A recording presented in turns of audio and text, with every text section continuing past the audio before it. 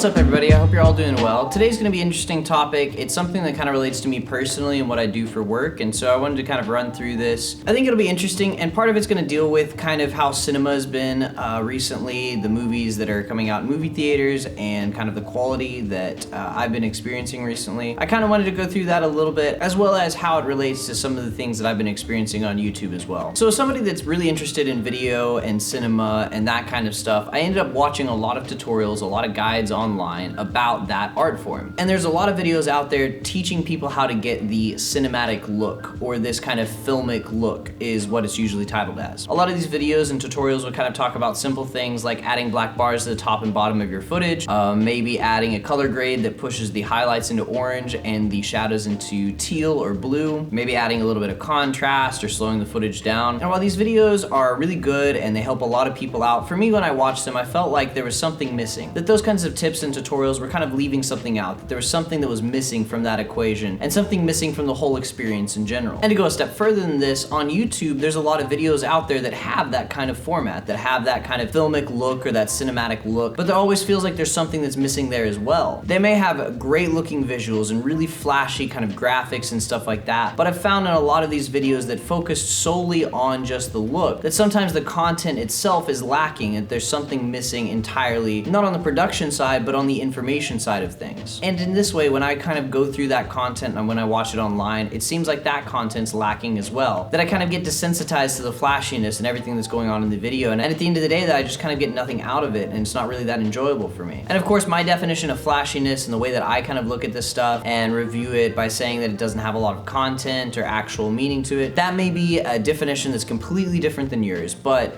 it's something that I've been noticing with the videos that I try to watch in my specific area of video making and study. But it's interesting nowadays because even when we're talking about actual cinema, movies that aren't movies that, you know, we see on YouTube or something like that, that are made by studios, seem to kind of have this same kind of theme to them. In a sense that new kind of steps out into a cinematic world, or new movies that kind of base themselves off of ideas and storylines and stuff like that, that are new, that are fresh, or that are experimental, may or may not make movie theaters that much money, or may not make studios that much money at all. And so the safe bet is to kind of take content that they know that their viewers like and rehash that into a new movie. A lot of times you'll hear this referred to as nostalgia bait. In essence, taking something from the past that people really like and then just refreshing it enough to where people will go and watch whatever new piece of materials come out, whatever new content's out, just because they enjoy whatever that movie's actually referring to. They may not actually like the movie or the piece of content at all, but if it has enough nostalgia bait in it, something that's gonna make them think back to their childhood or something that they've really liked in the past,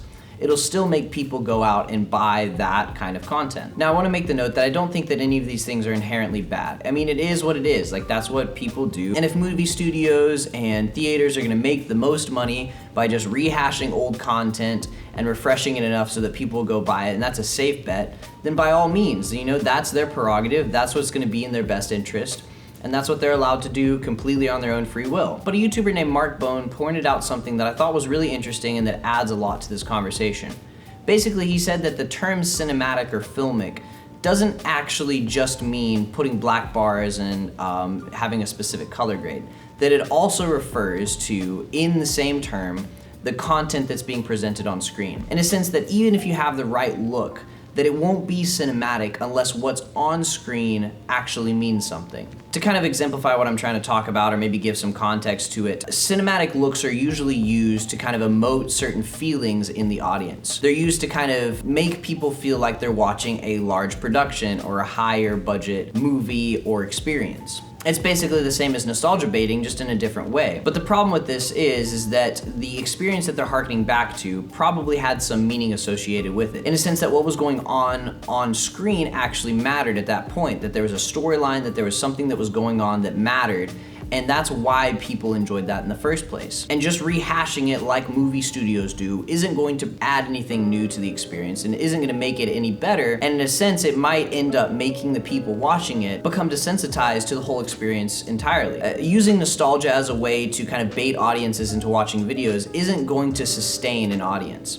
In a sense, it's a way to make a quick buck, but without actually adding anything new to the experience, it's really easy for the audience to start to pick up that the movies have no substance, or that whatever video is being played before them or piece of content that they're seeing doesn't have anything new in it, and in turn they'll start to lose interest and lose focus regardless of how much they actually enjoy the product or what it's referring to. So in essence, cinema is not just about the look, but about the storyline or the content or something mattering on frame. And cinema in general historically has been used to kind of help shape people's perspectives and help them see new things and craft storylines and stuff like that. And if people are going to use those kinds of looks and those kinds of wide aspect ratios and the whole kind of style of it, that they're gonna actually need to add their own content to it, something that matters, or they will over time lose the investment of their audience.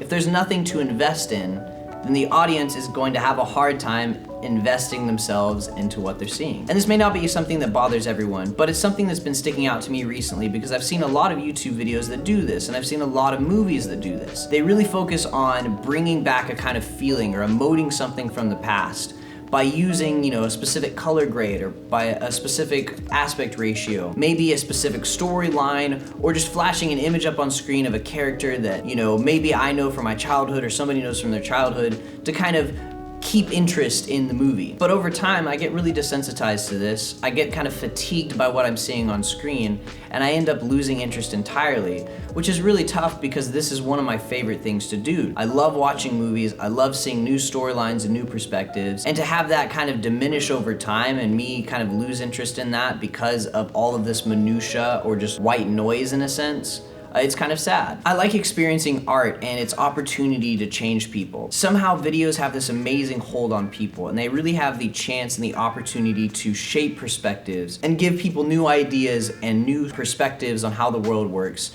to kind of teach a story to people that they would have never been interested in if it wasn't presented in that kind of format. And while it may not be bad to kind of nostalgia bait and just kind of bring back those feelings without adding anything new to the conversation, studios really aren't looking to tread into new territory, and a lot of YouTubers aren't looking to do that either. And because of that, they end up making a lot of money and they continue to have wonderful careers, but it seems like there's almost a drought in new material and new information and new thoughts out there in the cinematic and filmic worlds. There's only one movie I've really watched recently that I've really enjoyed and that's really changed me, and the rest of it just really hasn't been enjoyable at all. And it's almost the same for YouTube channels. I have a really hard time finding YouTube material that actually matters, that helps me learn something or grow in a certain way. There's very few people out there because the sad truth is it's just not making anybody money, and so because of that, they would rather, to support themselves, focus on something that is going to make them money, which is not new material, new content, or anything of the sort. Here's what I'll say to kind of wrap all of this up and to put it into one kind of summarized thought. When I look at the art forms such as cinema and video and photography and everything out there, painting, etc.,